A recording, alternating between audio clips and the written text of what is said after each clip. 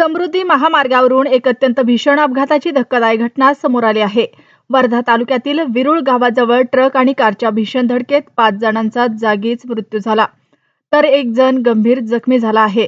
या अपघातानंतर परिसरात एकच खळबळ उडाली असून पोलिसांकडून पुढील तपास सुरू आहे। मिळालेल्या माहितीनुसार हा अपघात काल रात्री उशिरा समृद्धी महामार्गावर घडला। यापूर्वी इथेनॉल घेऊन जाणारा एक टँकर पलटी झाल्यामुळे महामार्गावरील एका बाजूची वाहतूक सुरू होते। याच दरम्यान विरुळ गावाजवळ भरधाव मालवाहू वाहनावरील चालकाचे नियंत्रण सुटले आणि समोरून येणाऱ्या कारला जोरदार धडक बसले।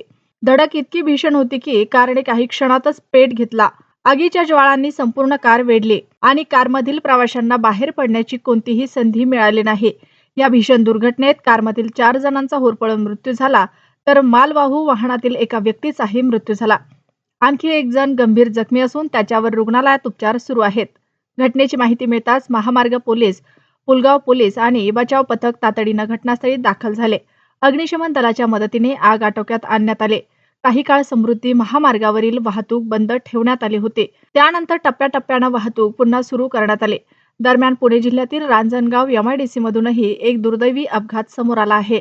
एका कंपनीत माल भरल्यानंतर टेम्पो चालक वाहनाच्या मागील बाजूस पडदा बांधत असताना तो टेम्पो आणि लोडिंग रॅम्प यांच्या दरम्यान अडकला। या अपघातात चालक गंभीर जखमी झाला। सहकार्याने त्याला तातडीने शिरूर येथील खासगी रुग्णालयात दाखल केलं, मात्र उपचार सुरू होण्यापूर्वीच डॉक्टरांनी त्याला मृत घोषित केलं। या घटनेमुळे रांजणगाव MIDC परिसरात हळहळ व्यक्त होत असून पोलिसांनी अपघाताची नोंद करून पुढील तपास सुरू केला आहे। दोन्ही अपघातांमुळे पुन्हा एकदा रस्ते सुरक्षा आणि कामाच्या ठिकाणी सुरक्षेचा प्रश्न ऐरणीवर आला आहे। या दोन्ही प्रकरणाचा सखोल तपास संबंधित पोलीस करत असून पुढील महत्त्वाची माहिती आम्ही तुम्हाला सर्वात आधी देत राहू।